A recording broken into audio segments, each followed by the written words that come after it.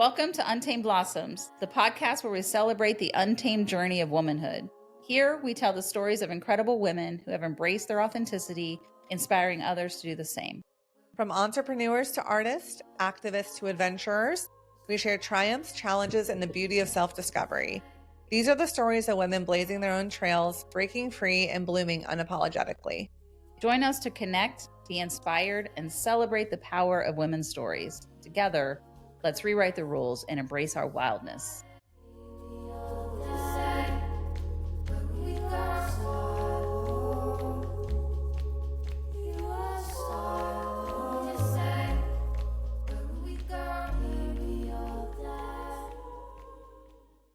Welcome to Untamed Blossoms. I'm your host, Amanda Riley. And I'm Christy Riley. Welcome to the show, everybody. We're just talking about how astrology-wise, things are a little batshit. Cuckoo. The astrology has not been in this way since the Civil War. Right. So that tells you anything.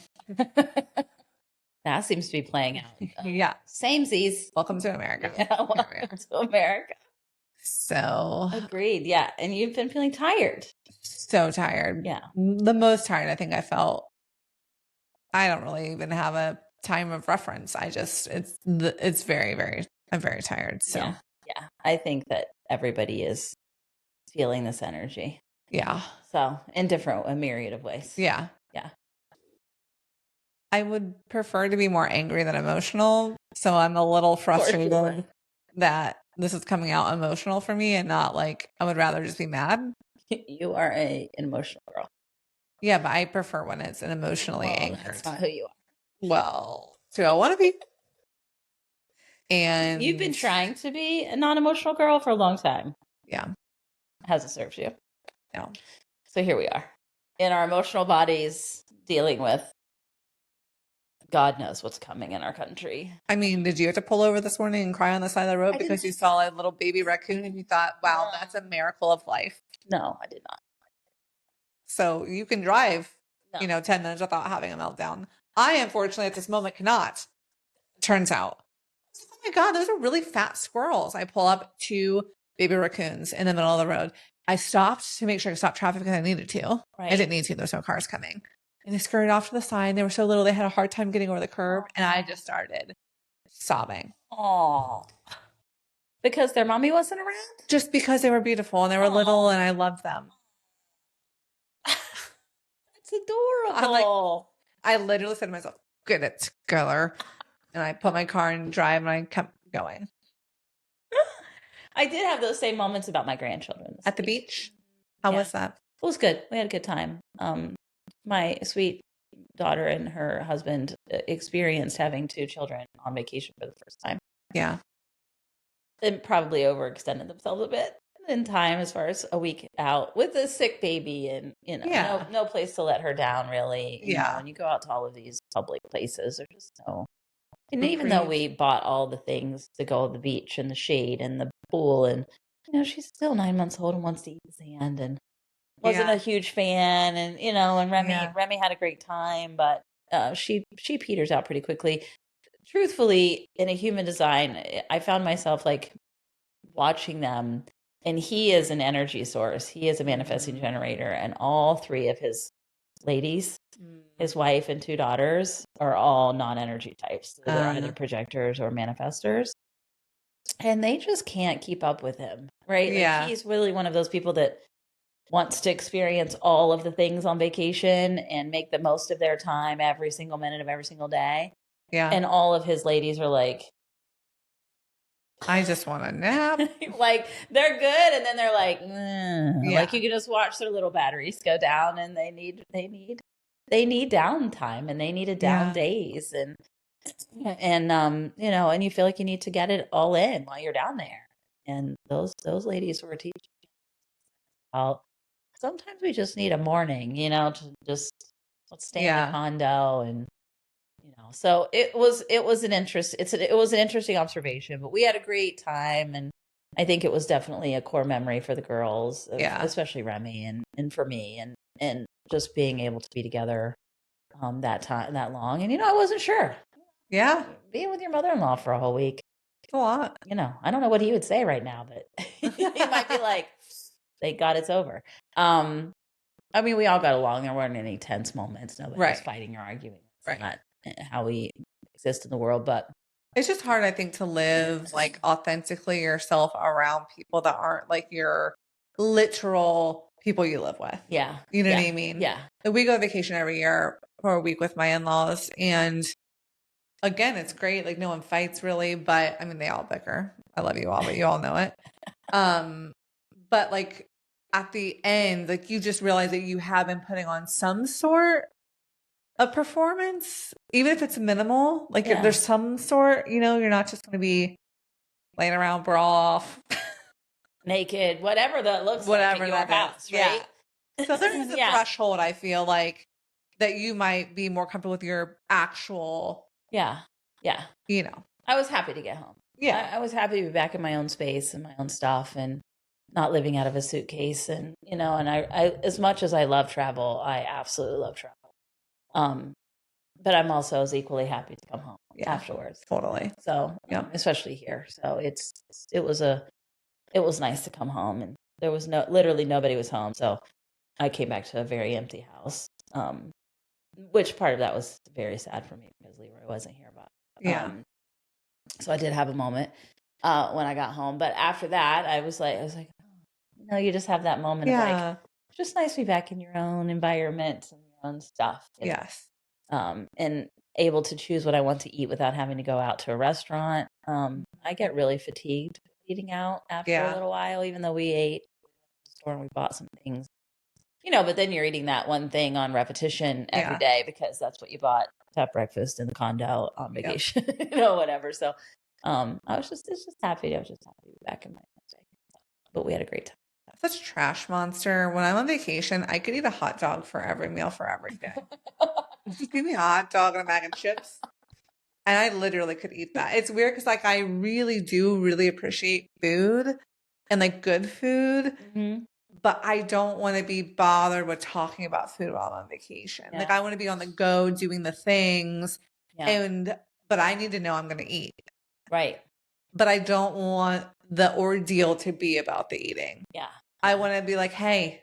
And my son-in-law was very concerned about where we went. Oh, I love that. TikTok, ratings and where we went. Mm. And the one time I did choose, we ended up in a pancake house that looked like it might have doubled as a Chinese restaurant in the afternoons in a weird strip mall. And the food was just okay. And when you walked in, you were like, this is the weirdest place. Like literally like you'd entered into an alternate universe, but you're in and you can't get out. You're there.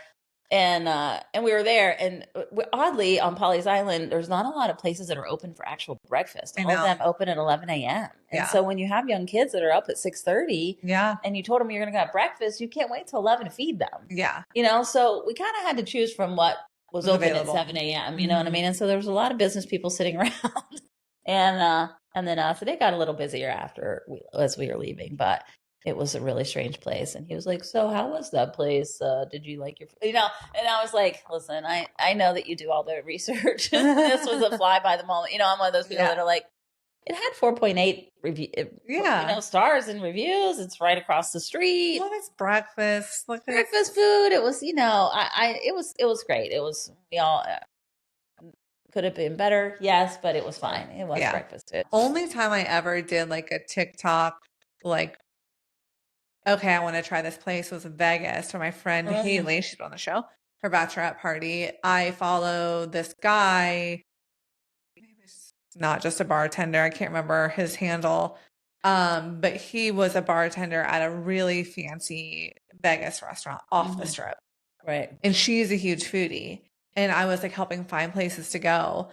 And we went there. We met him. He was so nice. Like it was like a 6-course meal or something. It was awesome. Right. He recommended that we go to Barry's Steakhouse in Old Vegas, and we went there, and he had a bottle of champagne there for us. It was so nice. I know. Nice. It was so nice.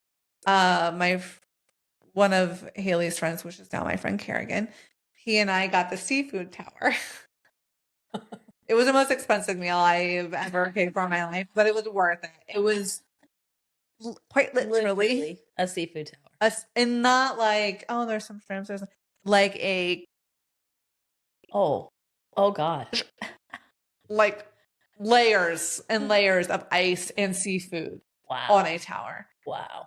It was the most delicious yet very expensive meal of my life. I can only imagine. Yeah. But anyway, it was a good experience. I've never done that with a group of friends because I just like to get hammered normally. Right. I was still drinking then, but I knew she was a foodie, so like that pushed me to pay into more attention to that. Yeah. And it was just such a great time to like experience like delicious food. And there was also a different time I went to Vegas.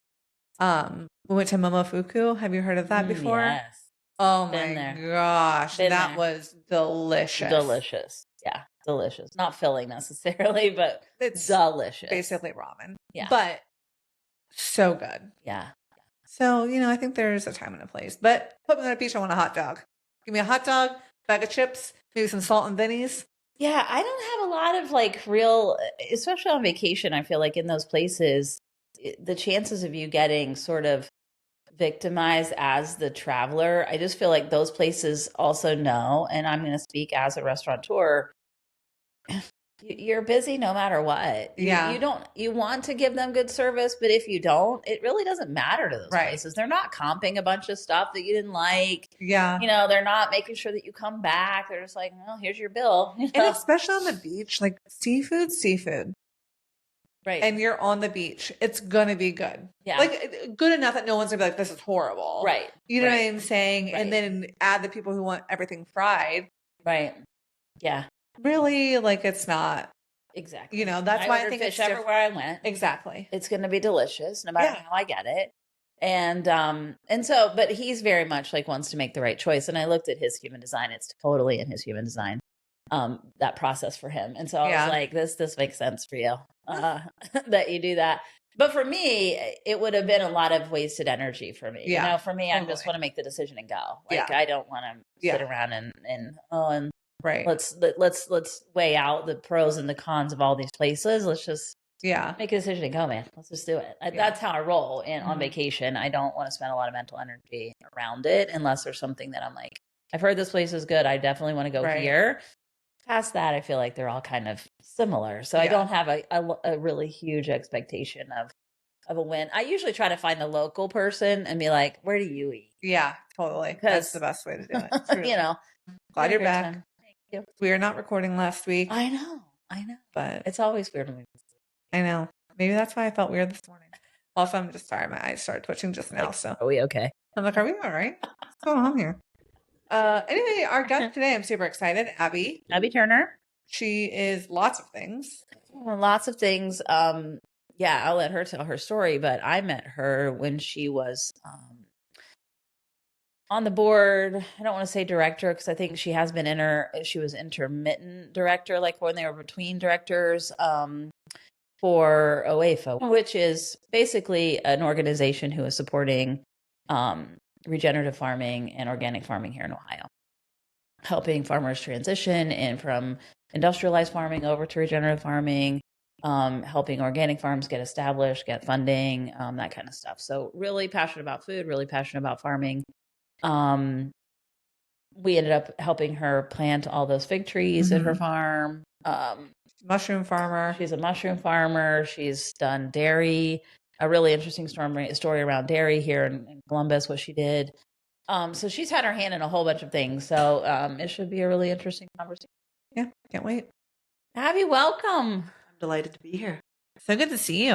Yeah, it's been some time. You look beautiful. Yeah. Thank you so much. You just have such a aura of like relaxed confidence about you. Every time I agree. You. I totally agree. That's very kind. Well, I'm delighted to be here and honored.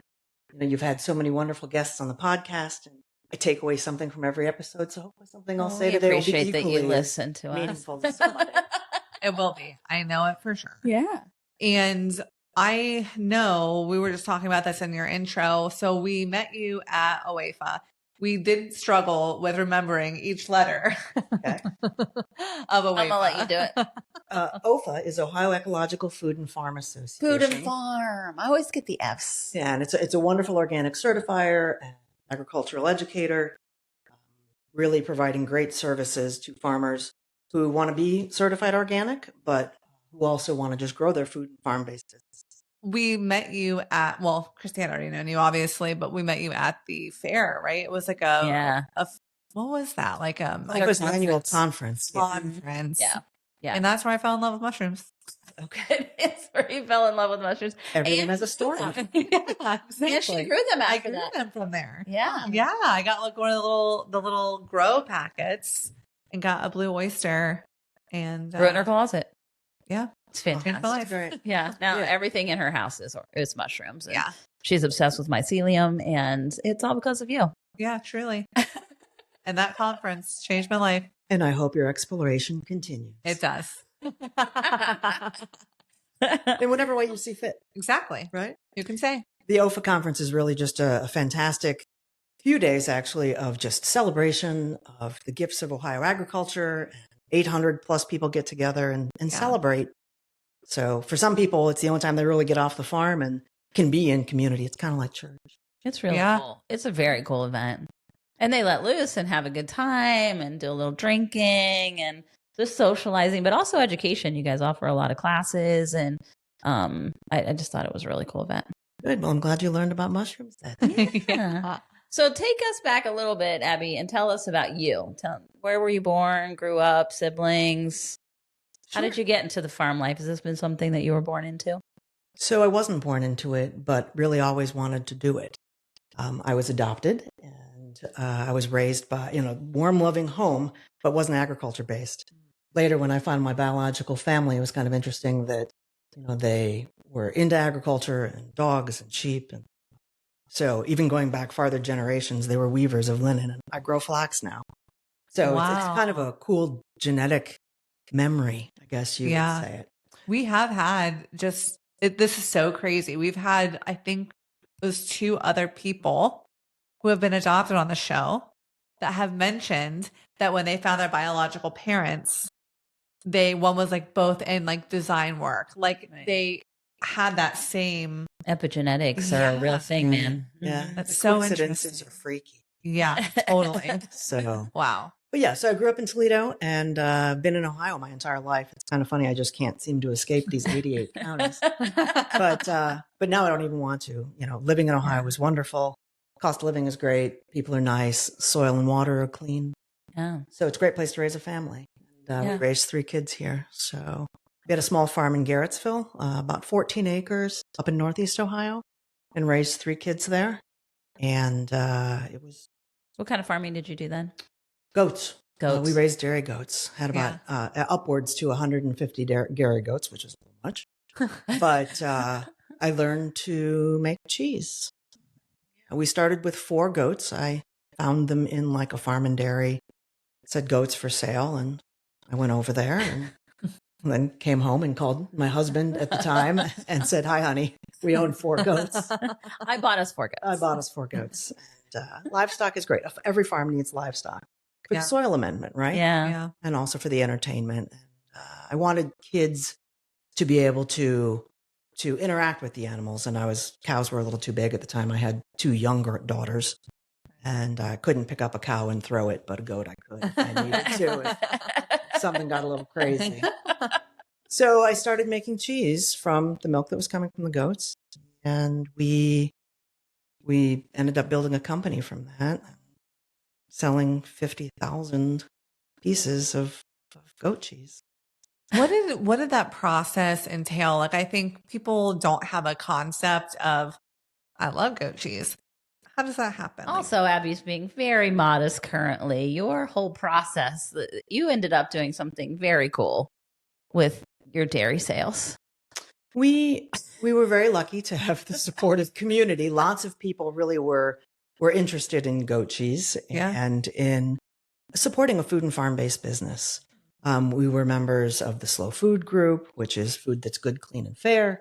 We were members of Slow Money, which is about making investments in small farms, as if food and farming truly count, which they do, right? Yeah. Mm-hmm. So Slow Money, it's individuals like you guys making investments in small food and farming businesses to help them get off the ground. Often farmers now can't get access to capital. And that's one of the biggest obstacles small farms have. is they just don't have the funds to be able to buy that next piece of equipment or to be able to expand in there. Yeah.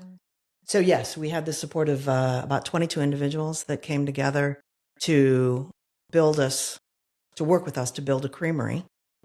And this was at a very unfortunate time in 2008, and the economy tanked just as we were starting. So we had 150 goats that were pregnant. So our raw material was on order, and then all of our financing fell apart. And we ended up not building on our property. We ended up buying an old rundown building and renovating that, and flexing our business model and pivoting before we even started. That's hard. Interesting. Yeah.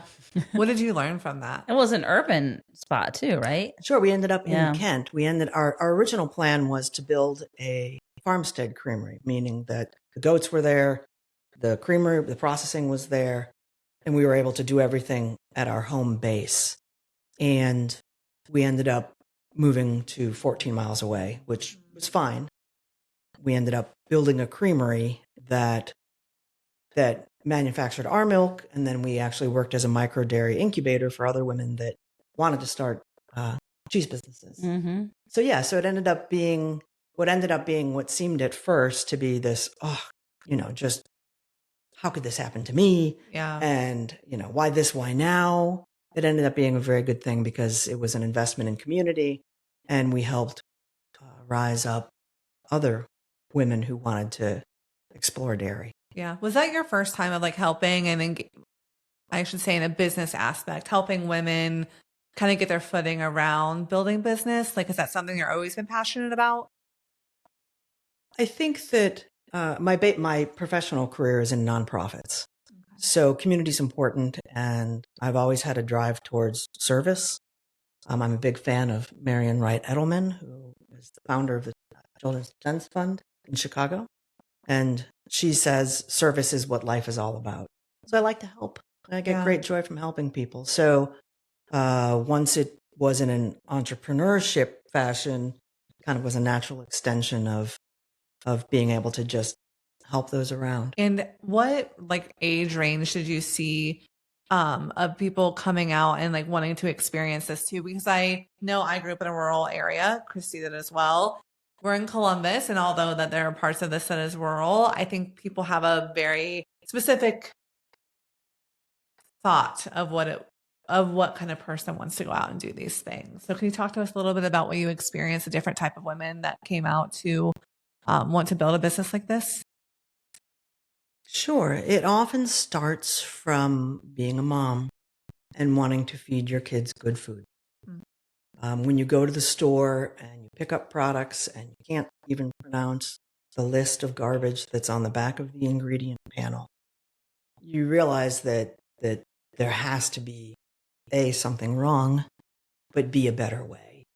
And a lot of the customers that we had and women today that start their own food and farming enterprises, they do so because they want to produce good, clean, healthy food for their community, but also for their kids. Mm-hmm. But we see all different people. We see, people came up that were retired. They're like, I've worked my entire life for corporate. I'm done being in a cubicle and I want to raise sheep. Yeah. Or I want to open a butcher shop. Yeah. A lot of the work that I do as a consultant for the USDA is with small niche meat. So butcher shops and slaughter facilities and people raising heritage hogs and helping them build their food and farming enterprises through proteins. Totally. I think we're seeing such a huge cultural shift of people wanting to understand again where their food comes from and being much more involved in the process and understanding how the animals are treated. And there's so much more of a movement towards that than there has been, I feel like, in many years in the past. It's actually a return. When you think about it, we only had local food up to whatever, 80 years ago or 100 years ago. So we couldn't get avocados and we didn't have tomatoes in January. We only had local food. So it is a return to something that we know and that is right. And people are really paying attention to the method of production. how things are made, right? Is it made in a place that you mentioned humane animal treatment, treats their animals fairly? Is it, or treats their workers fairly? So the method of production matters. And that is, as you say, you're seeing a rise in companies with intent. And absolutely necessary, in my opinion. And coming back, I think COVID really shone a light for a lot of people on exactly how fragile our food system is now, with the food chains and trying to get things from places that aren't locally grown. And supporting local means if those people go out of business and something like that happens again, our local farmers are going to be the people who feed us, feed everyone, right? And so I did think it shined. In some ways, it opened up the eyes, I think, people who just have gotten very accustomed and used to, my grocery store is right down the road, and it's always going to have everything that I need. There's no food scarcity anymore in people's day to day, right? We don't have that where you can just go and get whatever you need. You can stop at 16 grocery stores within 5 miles of right here, right now, that you can go and buy food from. Or I can DoorDash food to my door in a second, right? Like, it can be delivered to me, a full ready to eat meal. So I just think COVID really has shown a light on, when that goes away, people are really not connected to where their food really comes from until something like that happens. COVID, you're absolutely right. In terms of COVID, it really pointed to a lot of the problems that we have in the food system in this country. The problem is now that we've gone back to ready supply of everything in the grocery store. Everyone's gone back to their old ways. Maybe I shouldn't say everyone, but many have gone back to their old ways. The important thing is that we do need to support our farmers. Food doesn't come from the store. Right. It comes from a farm. And if you ate a good meal today, you need to thank a farmer. Right. In my work, I work for Common Greens, which runs 5 area farmers markets in the Columbus area.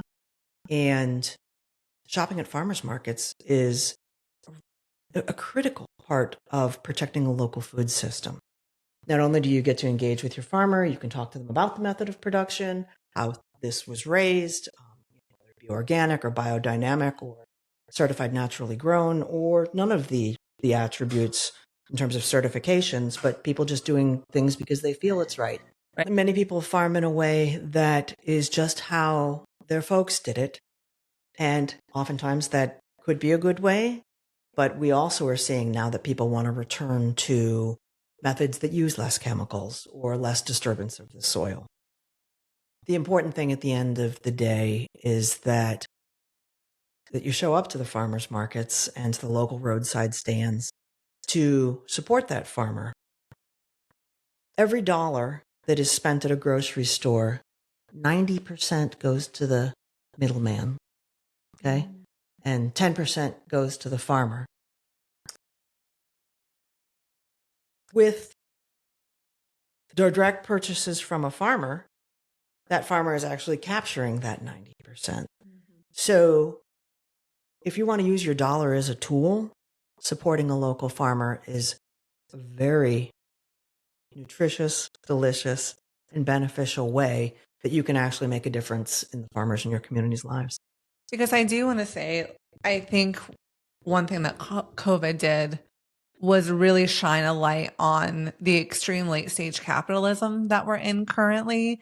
And that goes to going to the grocery store, the convenience of all of these things. And when people had the time, they weren't commuting to work for the most part. Most of them were working from home, and they were forced to stay inside and not make a ton of plans, right? So when you have that slow down moment of when you can really consider things and your brain has a second to say, wait, I do just go to this, like, where does this come? Like, you start really questioning because you have the time to do it.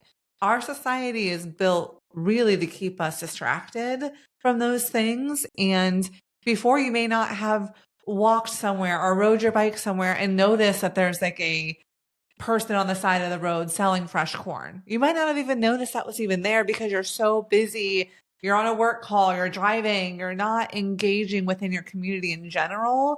I think that allowed people to look at their neighbors, look at their community, look and see what's happening. What local events are going on right now outside, so I can be, COVID safe or whatever that looked like for people. And then we're able to see those people doing things. So I do think we have slid backwards a little bit back into that convenience, like you were mentioning, but the seed was planted by observing this during that time of saying, well, who am I supporting and why? Why am I spending my money here when I could be buying corn right here? Why am I doing that? I think that's really important too. Yeah. It's living life with intention, right? Absolutely. Right. Yeah. That's been proven, right? Your dollars speak volumes. Yeah. When we talk about voting, where you spend your money really speaks volumes as well, and can be a huge shift and change in a good and a bad way. It can be punitive and it can be in a really great way. So where you choose to spend your dollar is powerful. So spend it locally versus giving it to big conglomerates, and it will make a huge impact in your community. And I think all three of us really agree on that point for sure. Yeah.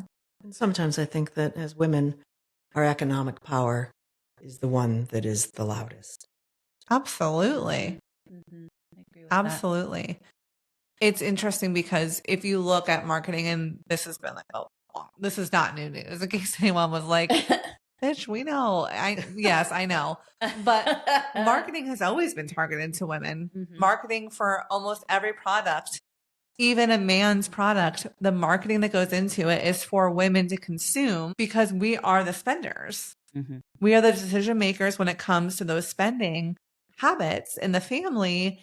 And I think it's important to look and see how we are being fed messages to, and really critically look at that and say, but how can I do it differently? Right. What am I being targeted to? And does this make sense for my family? Yeah. So, I found the lady that does the sourdough bread locally, you can just find so many great resources you had no idea existed around you in a very close proximity. And if you don't go and exercise some time in these places, you would never know that that's available to you always. So getting back out and being involved in your community is huge. That's been something that I've always admired you for, is that you are so deeply entrenched in your community, but not just your farm community, but your community. Wherever you land, you tend to get deeply involved. And I love that about you, and I admire that about you, in every aspect. And you're so smart and so brilliant in what you do and how you help people.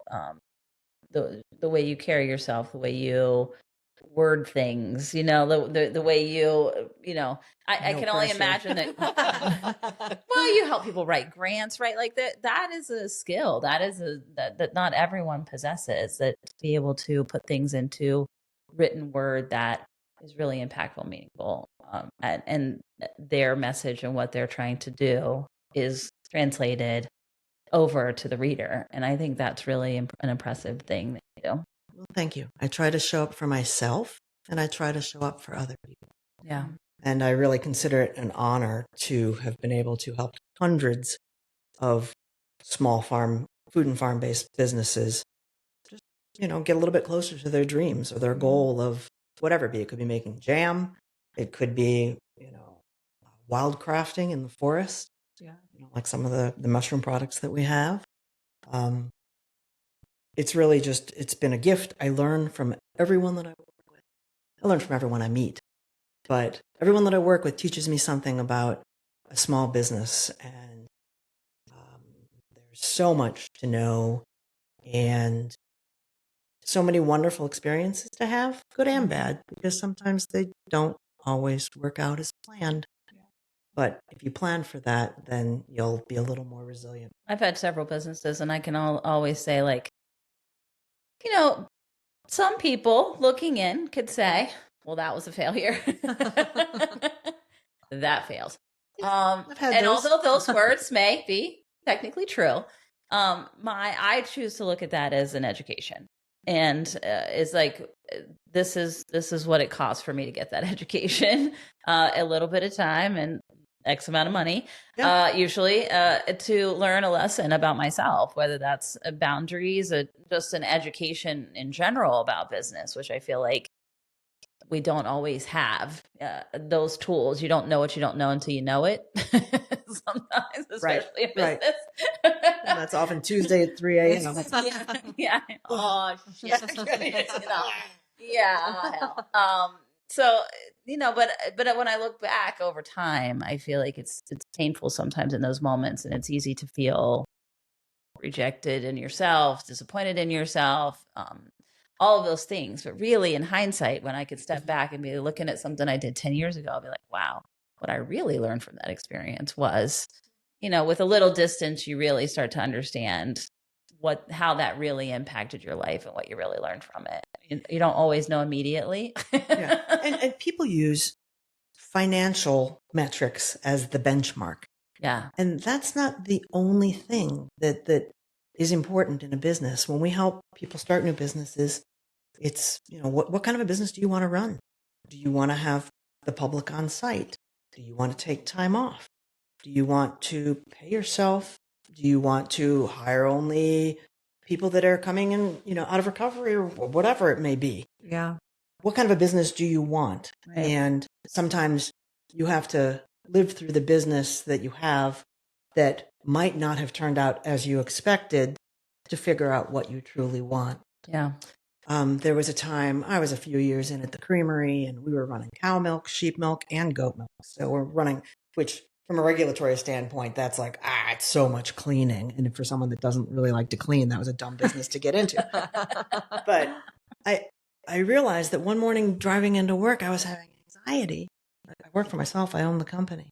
And I realized I was driving into a job that I didn't want to go to because the blue suits at the bank had encouraged me to grow. That's the marker, is growth. And I realized that I didn't want to grow like that. And I didn't want to work for a company like that. And I didn't want to be like that. So then what is it? It's up to me to look in the mirror and go, okay, you're in control of this ship. Yeah. It's time to say stop and make a change. And Christy, I know that you've made multiple changes over the years with businesses and recognize that, hey, this one's done, or this one needs to grow, or this one's just not for me. Yeah. But we learn from all of them. Right. And those are the lessons that we can share with other people that want to start businesses. Yeah. Limits and boundaries, man. Limits and fucking boundaries. Yeah. Let me write that down. Limits and boundaries. Okay. Limits and boundaries. That's really what you find out is what are your own personal limits and boundaries. That's exactly what you're talking about is what is the life that I want to lead? And sometimes you find yourself sort of swept away in the inertia of something and then stop when you get a moment and go, wait, how did I get here? Where did this come from? And what is this? And how do I get out? I did not look for any of the exits before I got on this plane. Right. Now I'm stuck a little and figuring out your exit strategy at that point once you realize and it can be scary because it does become part of who you are. You're the creamery lady and sure, and the goat lady. The goat lady, right? And, I don't know if that's flattering, but okay. Well, but you got a lot of recognition, right? Like sure. you got lots of what she did. She's being very modest, but it was cool that it was an urban creamery and that this was happening within inside city limits and that, you really did something very revolutionary that nobody had really attempted before. And you're being modest in that you're not really using those words, but I will use them for you. And the write-up came from all of that and recognizing that her efforts were really unusual and innovative and creative. And you were servicing a ton of restaurants and chefs and so it was a very niche market of very fancy cheeses. It wasn't just your run-of-the-mill goat milk that was coming out, goat cheese that was coming out of there. It was really elevated and it was very cool what you were doing and got a lot of recognition. And so now you're on this, and your ego, right, is like, I've been recognized for these things. Like, right, we all get these attachments of these little ego hits that we get from these things and attachments in some ways. But then you realize, like, I'm really unhappy. Like, I don't really like where I'm at now. This is really not great. And how do I get off of there? So how did you have that conversation with your husband, and then like, how does that all, because I'm assuming at that point financially, this was a big deal. Very tough for a very long time. Yeah. And thankfully I had a supportive partner, and I had kids that were supportive too. The kids, they worked in the creamery, and they, 8 years old, and they're scrubbing vats and working at the farmer's market. Yeah. But it taught them great lessons about work. Yeah. We had fun building a company. Yeah. And when it became not fun anymore, I knew that it was time to make a change.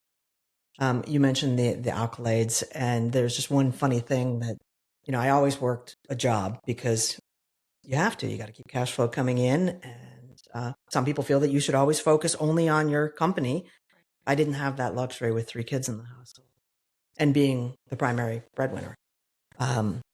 So I was driving around, and I was going between clients and fundraising clients. And my ex-husband calls on the cell phone. He's like, "Oh, I just got the news."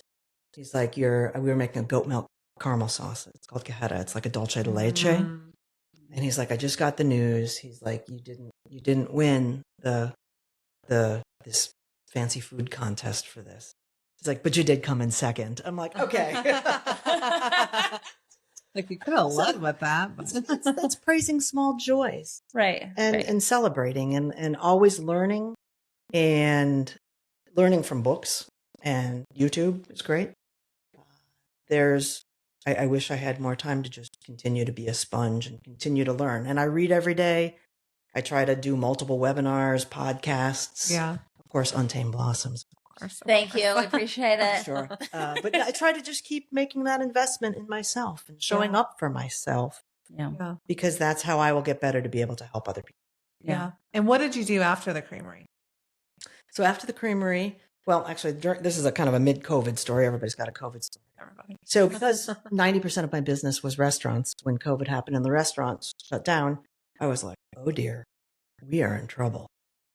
So we shifted to home delivery of goat milk and goat cheese. Yeah. And that was great for a couple customers. They really were helpful to just keep the lights on.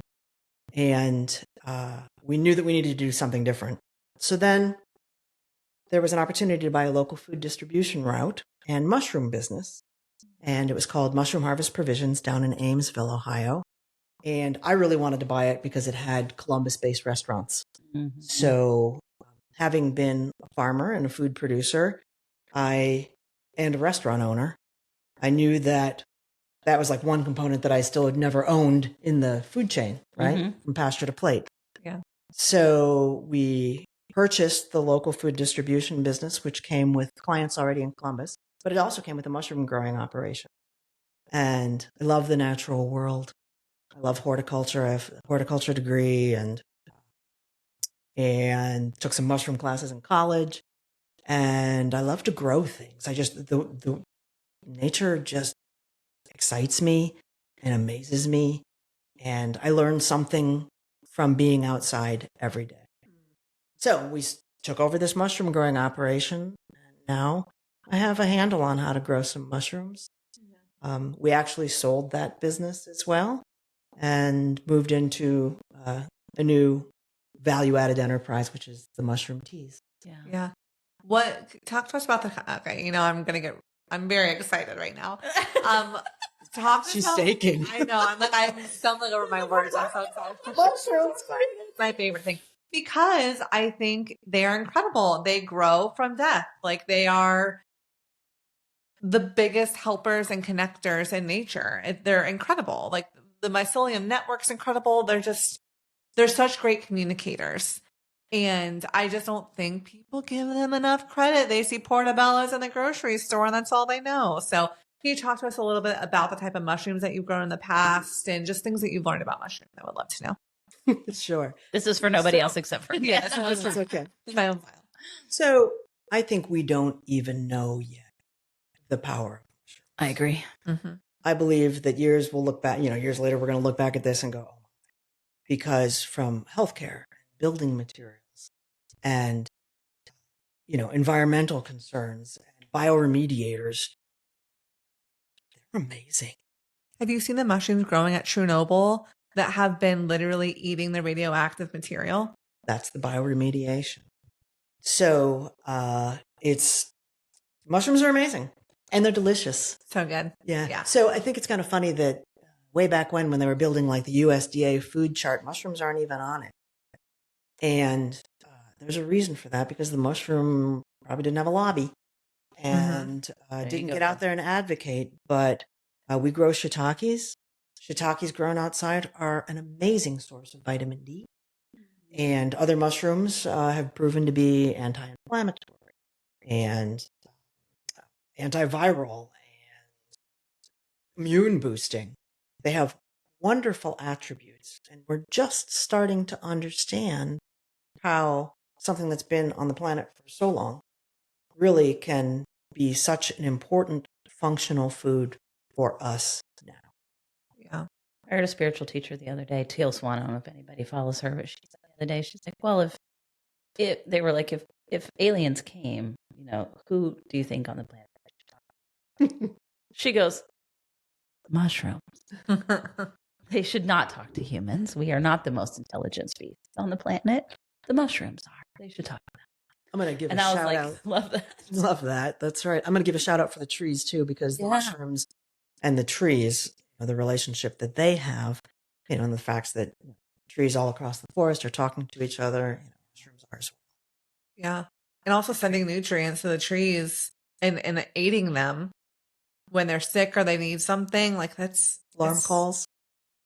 Hello. Wild. So what type of mushrooms do you work with in your teas? Sure. So right now we grow shiitakes at our farm, log grown, but our teas have a whole host of mushrooms that are locally and globally sourced. We work with shiitake, lion's mane, reishi, maitake, and turkey tail. And then we've grown some oysters too, as you did. Yeah. So because they're easy and delicious, right? Yeah.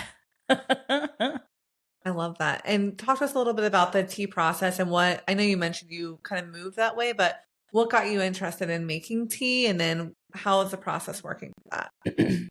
Sure. I've always been a gardener, had a nice farm, a nice garden farm, and where we grew culinary and medicinal herbs.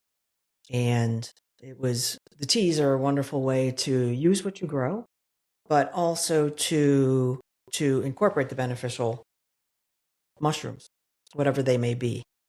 The mushroom teas, we have one that helps with brain fog. That's our brain food tea. We have one that helps with immunity. We have one that helps with just being calm, and that is our relax tea. You know that I just had a milestone birthday, and I felt it was time for me to change my ways a little bit. Yeah, I've been thinking this probably since the last milestone birthday, but sometimes I'm a little slow. But I'm trying to just make things easy and convenient for me to make the right choices. We talk to our children about make the right choice, and I'm trying to make the right choice for Abbe. So I was looking for something in the afternoon that could be a slight pick-me-up that wasn't a Diet Coke or Snickers. Yeah. And we created the mushroom masala chai for that, which it's got a little bit of caffeine and has beneficial mushrooms in it. And it's just a nice pick-me-up. It's the best chai I've ever had. It is delicious. Yeah, everyone has their own little chai recipes, what they feel is, appropriate in a chai. I was lucky enough to spend a little bit of time with my daughter in India and really fell in love with chai there. And it's nice to be able to bring it back here and put a little innovative twist on it with some mushrooms. I love that. Yeah. I love it. So, and then our relaxed tea, I wanted something that I could brew and enjoy in the evening when I got home from work, as opposed to just grabbing a glass of Chardonnay.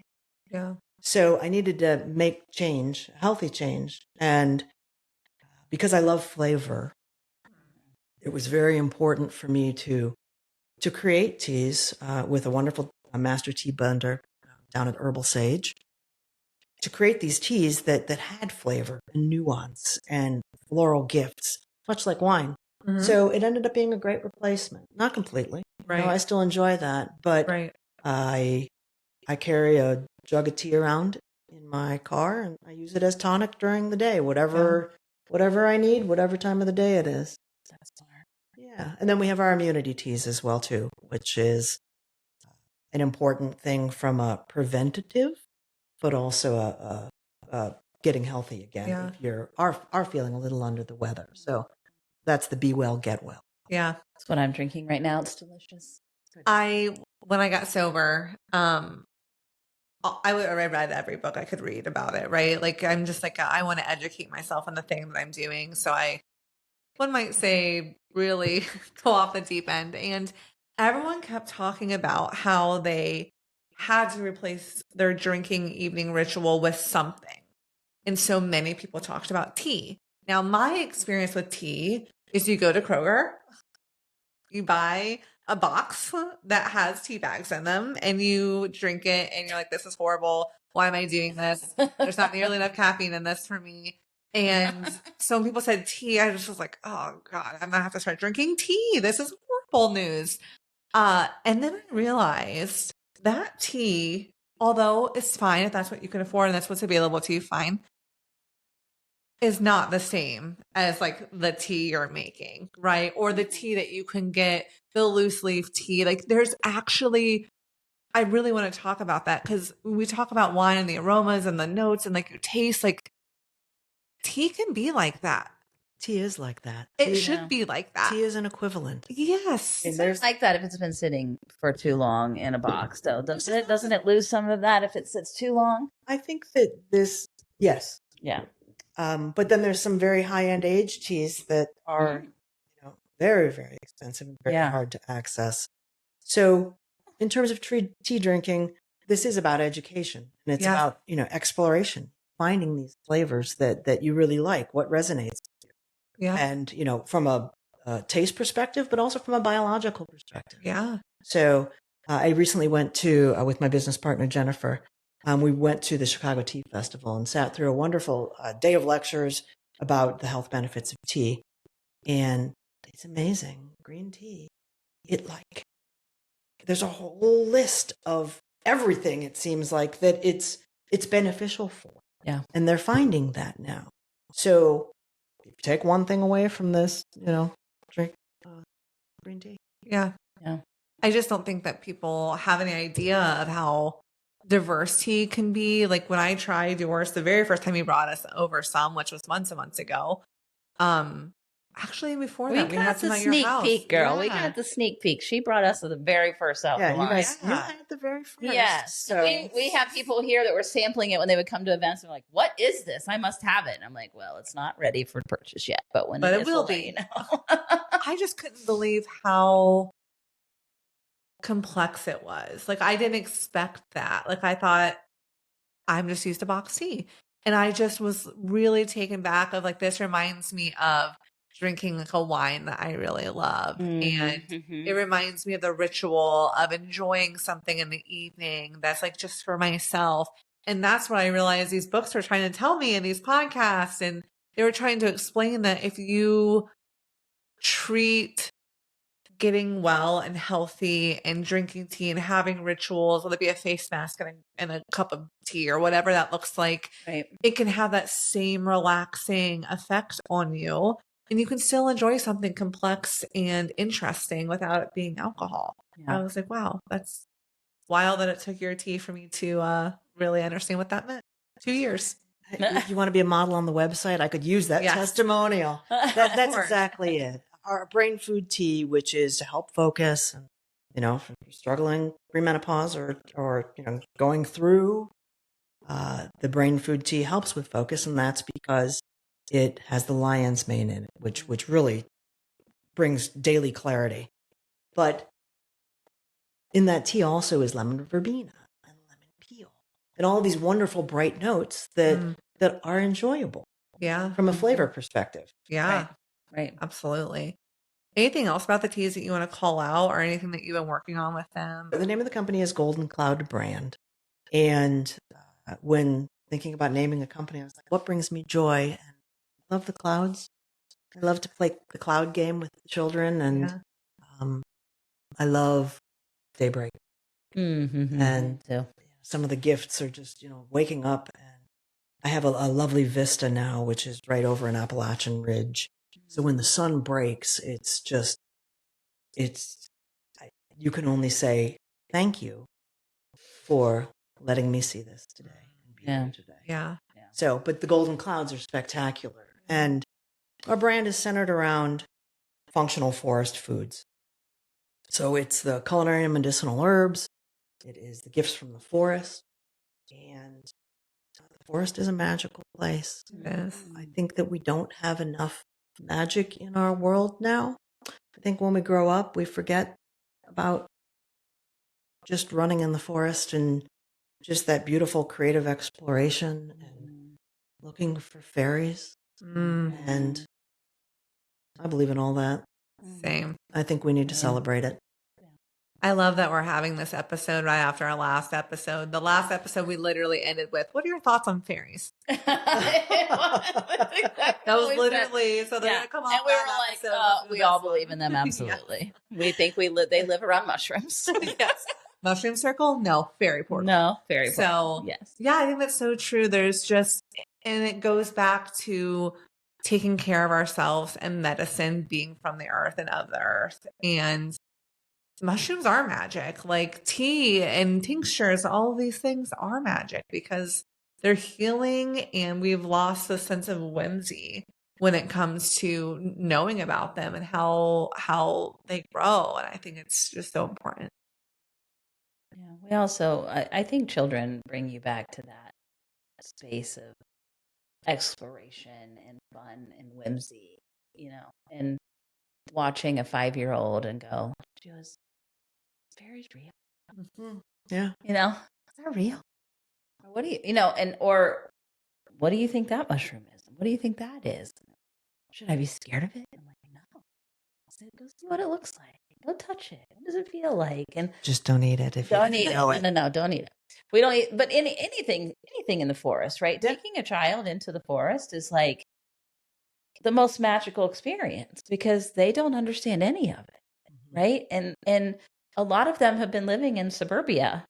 So, trees are something that's planted between the sidewalk and the road, like that's in the Devil's Street. Like that's how they experience it, not taking them out into the woods and being around plant life and animals and being a part of that. And it's really beautiful to take them even out here or for a trail walk and watch them explore what that looks like, taking them to the beach. And it's like, Juju, is that a palm tree? What is that? Right? Like just having all these extra experiences of things that they've never seen before. I feel like as a woman, we get really caught up in production, working, the next thing, motherhood, raising humans, that we lose all of this.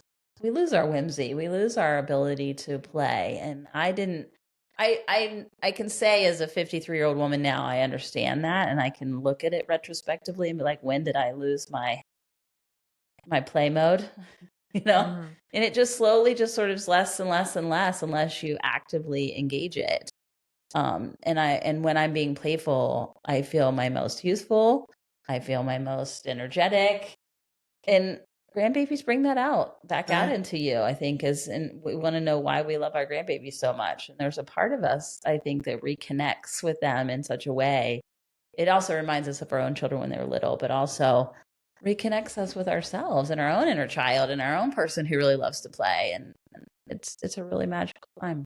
So we should take a walk in the forest. Yes. So the Japanese have something called forest bathing. Mm-hmm. And that's just taking time out to spend time walking in the woods. Yep. And for someone that struggles with high blood pressure, chronic genetic, it lowers your blood pressure just being outside. Yeah. So let's go for a hike. Yeah. Noah and I were on a hike. We were 30 minutes in. I'm like, do you feel clean? He's like, what? I go, well, we just forest bathed. We had to be out here for 30 minutes for that to accomplish, and we didn't. And he's like, did you take soap? He's like, what are you talking about?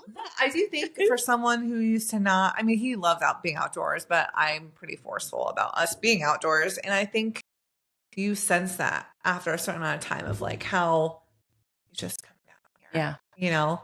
You're listening, you're using your senses, you're not distracted. It's so beautiful. Yeah. So, yeah. If people are interested in learning more about your company and where they can buy the tea, can you give us a little bit more information about that? Happily. So on Instagram, we're at Golden Cloud Brand. And we have a small website, goldencloudbrand.com. Nice. So excited. So right now you're doing teas. Are you planning on doing any other type of functional forest foods in the future or expanding your tea lines? Like what's next for your brand? So we want to continue to celebrate the gifts from the forest. And that could be everything from mushrooms, but it could be ginseng, golden seal, it could be black cohosh. There's so many wonderful things that traditionally they've used as medicines in the forest. And we hope to be able to work with local farmers to do wild crafting, to give them a market and to give us beautiful flavors with some medicinal attributes. Any women in your life that you feel like have guided you, shaped you, that you want to give a shout out to? I'd be delighted. My mother is a woman that is so kind. And I think that when I think about who I want to be when I grow up and how I want to carry myself throughout the day, I just try to shine a light of kindness. And she taught me that. She said, if you can't say anything nice about somebody, don't say it. I haven't always abided by that, but I try. So really, we all want the same things, and we all want to be loved and safe and fed and respected, and we want to be treated with dignity. And that all can start from a place of kindness. Oh, my daughters. And I have to give a shout out to my son too, but you asked for women. But no, my daughters, you were talking about the things that we can learn from our kids. And they teach me something every day about myself, about the world, and just different ways of looking at things. So we will tag where people can find you in the show notes today. Also, if anyone's like interested in learning about being in the forest or foraging or just things like that, do you have any recommendations of books or podcasts or places that they can go to learn more about that? The world is full of important information that can help you grow any area of interest that you have, particularly food and farming. And I think it's wonderful that we are now seeing a look back at traditional ways of doing things, whether it be a method of production or a medicinal attribute of, any leaf that might be something that might have something in it that's good for you at that moment in your life. Yeah, no, absolutely. I think there's tons of healers and people out there who have written books and have had talks about, these type of things. I think it's important that we educate ourselves and support those people who are trying to help us get back to our literal roots. So thank you for all the work you're doing. I'm happy to be here. Thank you for doing your good work. Thank you. You're Appreciate both an inspiration, as are the guests that you have. So just keep on keeping on. We're going to keep on keeping on. All about making sure women have a strong community and examples of what they can learn from and take from. And Christy always says it, but the best way for us to learn is through each other's stories. So thank you for being a part of that. Just remember, you can give us a follow on Facebook and Instagram, and then we are on YouTube, Spotify, Apple Podcasts, and iHeart. And if any of this episode resonated with you, please share. Love you. Love you.